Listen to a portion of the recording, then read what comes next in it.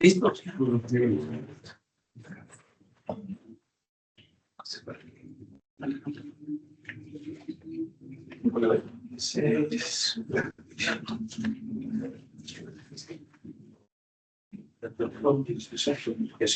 ¿Podemos comenzar? Sí, claro.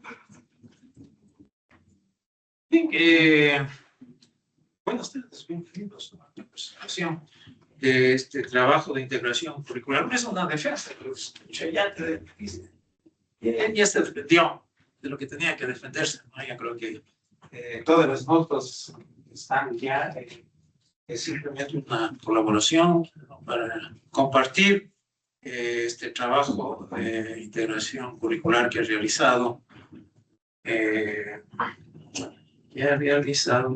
Fabricio Alejandro. Entonces, eso es que adelante, por favor. Bueno, buenas tardes con todos, bienvenidos, gracias por formar parte de esta no sé, no es defensa en realidad, sino es una presentación. Vamos a hablar de un tema súper importante que es el desarrollo de la plataforma para agentes cognitivos multicanal. Esto parte desde una necesidad que salió desde el vicerrectorado de docencia, en donde nosotros tenemos un contexto, ¿no? El contexto es que nosotros necesitamos o tenemos una necesidad que los estudiantes no tienen acceso a canales de información adecuados, como por ejemplo la atención prioritaria de salud mental. Es un tema que la universidad cuenta únicamente con alrededor de 4 profesionales de salud mental y no pueden atender. Y en particular las horas de crisis suelen ser en horarios de la noche. Y otros mecanismos, como por ejemplo consultas de matrículas, gestión de quizás agendamiento de citas. Entonces tiene un enfoque de cubrir absolutamente todas las necesidades. DIGIP había iniciado un proceso justamente de contratación con una plataforma alterna que se llama Chatbase. Y lo que nosotros decimos es un espejo, ¿no? Una réplica exactamente de lo que hace Chatbase en funcionalidades in situ dentro de la Politécnica Nacional. Entonces, la metodología que ocupamos es básicamente una metodología en cascada adoptada, porque nosotros ya sabíamos las necesidades y el alcance que íbamos a tener en la plataforma. Es decir, conocíamos exactamente lo que la Politécnica Nacional requería. En este caso tenemos una justificación. También tenemos que fue un desarrollador único. En este caso fue solo mi persona, en el vicerrectorado durante un año más o menos de gestión. Fue el alcance fijo, que ya conocíamos lo que se quería implementar desde DIGIP, los requerimientos técnicos ellos lo tenían, y también tenemos los tiempos académicos, ¿no?, que son estrictos. Bien, comenzando con la arquitectura, nosotros dockerizamos todo. En realidad tenemos 6 contenedores en donde alojamos un frontend que está estructurado en React, que se comunica a su vez con Worker Process, ¿no? Y a su vez, interactúa con un backend que está construido en FastAPI, que es el que va a servir. Es, en realidad, el cerebro del agente cognitivo. Este agente cognitivo maneja de forma aislada un vector storage, donde cada uno tiene una colección separada, es decir, está insolada la información dentro de la misma. Tenemos una caché de Redis para encolar. Ya vamos a explicar justamente la funcionalidad o el propósito de esto, y ahora tenemos una base de datos relacional para gestionar todas las relaciones que tenemos aquí. Recordando que tenemos una arquitectura multitera. El stack tecnológico, ocupamos Python 3.1, LangChain justamente para la construcción del agente cognitivo, PostgreSQL, FastAPI como framework, React, ChromaDB como base in situ, y ocupamos como modelo de lenguaje Gemini. En este momento, cuando se tomó la decisión de qué modelo de lenguajes tomar, Gemini era quien tenía los costos por token más baratos. Entonces, nosotros tenemos un multitenant instalación, que básicamente tiene un aislamiento lógico de todo lo que nosotros queremos hacer, con el propósito de que quizás cada dependencia, en este caso, Bienestar Politécnico, DIGIP, la propia Facultad de Ingeniería de Sistemas, cuando tiene su proceso de matriculación, tengan la información totalmente separada y aislada. El motor de la inteligencia artificial es de flujo RAG, ¿no?, que nosotros tenemos. Básicamente, nosotros tenemos 2 comportamientos. Uno en el que el agente cognitivo responde en función del conocimiento que tiene cuando fue entrenado. Y otro, además, cuando hace las consultas, ¿no?, cuando hace consultas o hace uso de RAG. Tenemos 2 partes. Una en la que se carga justamente la información para darle el contexto, darle la base de conocimientos que necesita el agente para funcionar. Se saca un chunking. El chunking es dinámico en función del documento, tiene una funcionalidad propia justamente ahí. Se generan los embeddings. Los embeddings en este caso están generando de forma local. El modelo Mini LM6, L6B2 que estamos ocupando, que corre justamente en la infraestructura de la Escuela Politécnica Nacional. ¿Por qué? ¿Qué propósito tuvo esto? El propósito justamente es ahorrar costos. Pueden sacarse los embeddings desde otro motor, desde otro LLM, pero justamente el propósito era ahorrar precios, ¿no? Considerando que partían desde la necesidad que ellos ya tenían o querían implementar esta infraestructura haciendo uso de Chapes. Luego tenemos la fase de consulta, que es una fase de consulta síncrona, en donde el usuario envíe su petición, en este caso la interacción con el mensaje, se recupera la información a través del RAG, eso se envía al LM, en este caso Gemini, y este es el que responde en función de esto, ¿no? Para tener un contexto claro. Aquí hicimos una optimización de rendimiento, justamente para el procesamiento asíncrono. ¿Por qué? Porque nosotros estamos procesando todos los documentos a nivel local. Entonces, si nosotros ocupamos el único hilo de ejecución del programa, vamos a tener un problema, íbamos a tener un cuello de botella. Entonces, nosotros tenemos un worker que funciona directamente solo. ¿Ya? Entonces, nosotros estamos en la capacidad de levantar N cantidad de workers, en función si queremos como que procesar más información. Es un escalamiento horizontal.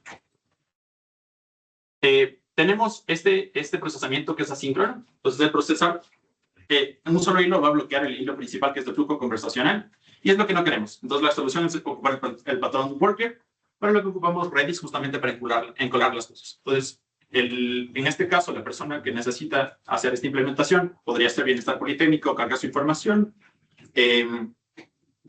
Esta se procesa, se sacan los chunking, los embeddings, pero el flujo del aplicativo para que lo puedan seguir ocupando, ejecutando consultas, los estudiantes o la persona o el público dirigido, continúa con normalidad.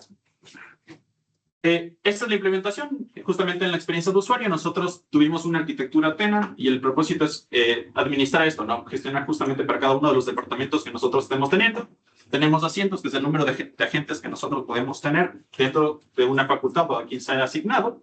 Tenemos un chat conversacional, que es justamente la interacción del usuario. Eso es ocupa streaming para que el uso del mismo sea como que más amigable. O sea, que no esperen un tiempo de respuesta, sino que la respuesta se va escribiendo por sí misma poco a poco mientras va generando el modelo. Y tenemos un panel de justamente gestión para personas que es low code.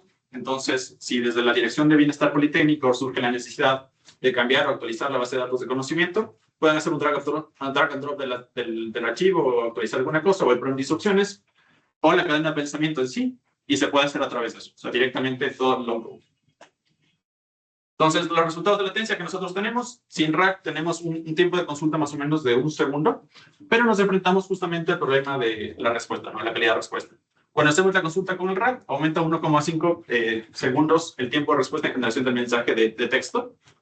Y este es el impacto cualitativo justamente de ocupar o no el RAG. Entonces, este justamente es un reglamento que está en el régimen de reglamento académico de la Politécnica Nacional.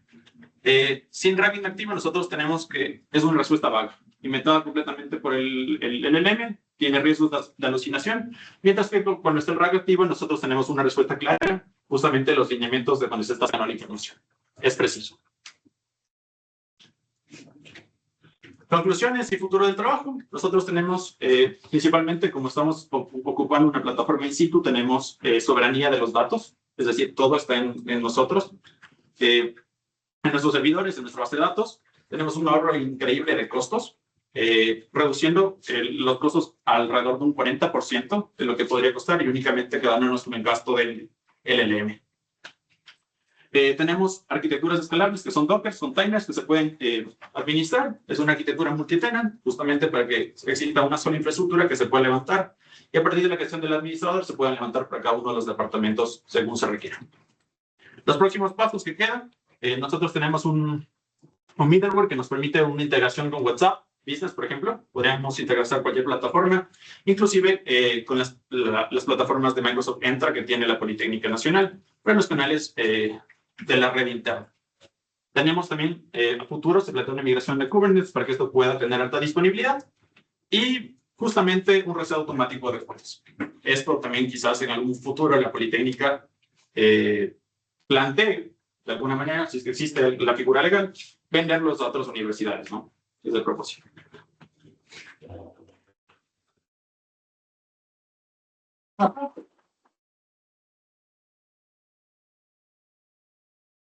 Está operativo ya esto. ¿Qué? Está en operación producción. ¿Total?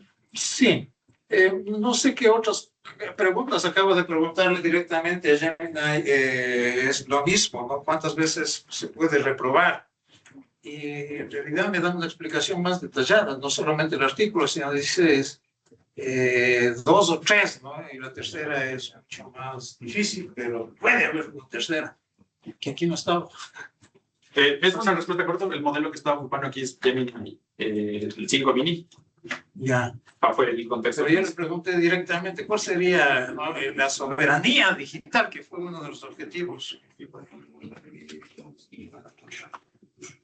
¿En qué consiste la soberanía? ¿En el cálculo de los embeddings? Usted dice que uno de los objetivos de su TIC fue lograr una soberanía digital en la Politécnica. Sí. ¿En qué logramos eso? Totalmente. Justamente tenemos una contrapuerta aquí, que es justamente donde se está almacenando la información. En este caso, el agente cognitivo va a manejar información sensible, como fue la primera solicitud del Bienestar Politécnico, que son datos de salud mental. Entonces, al ser nosotros los propios custodios, evitamos que esa información se exponga en servidores de terceros. Eso sería más confidencialidad, ¿no? Y datos personales que, no sé. Bueno, sí está bien, muy bien. Tenemos un par de minutos para preguntas cortas y respuestas todavía más cortas. No tanto como las de Gemini. Okay.